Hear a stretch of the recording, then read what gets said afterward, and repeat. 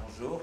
D'abord, je voulais remercier la maman ou le papa qui ont eu l'excellente idée de ramener leur enfant pour l'initier au leadership aussitôt.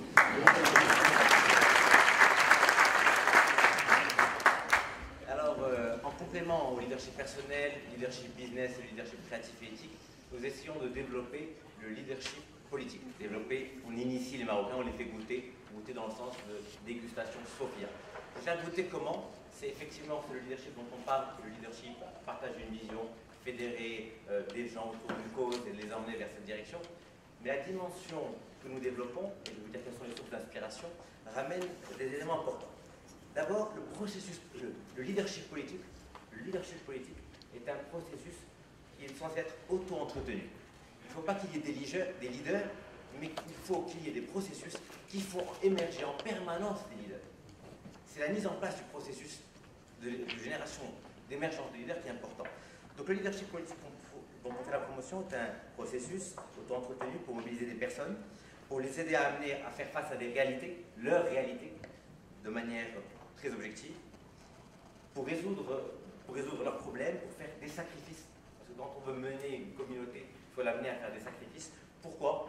L'objectif final, le leadership politique n'est noble que s'il amène, le leader amène les gens qui l'accompagnent à améliorer le bien-être de la communauté et l'emmener vers le progrès. Donc la cause finale est fondamentale dans le leadership politique. Donc nous initions cette formation depuis 2 ans et demi. Et nous avons fait près une dizaine d'ateliers de 3 heures et aussi des séminaires en 20 heures. On a initié 250 personnes, dont les Espoirs 2013. Et elles s'inspirent d'où? Nous avons 2 sources d'inspiration, une source auto-alimentée. On se base sur les formations exécutives de la Harvard Kennedy School. Donc c'est un cours qu'on a adapté.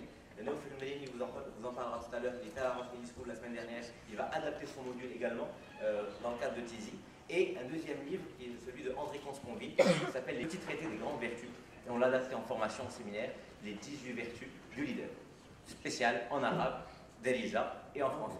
Voilà, je conclue sur ça. Dernière chose, avant de passer la parole à notre table ronde, nous avons une session de formation au leadership samedi prochain, le samedi 31, Inch'Allah, de 10h à 13h. Donc 4 ateliers, leadership personnel, leadership in business, leadership politique et leadership adaptatif. Rendez-vous samedi 31, dans 8 jours, ici de 10h à 13h. Merci beaucoup.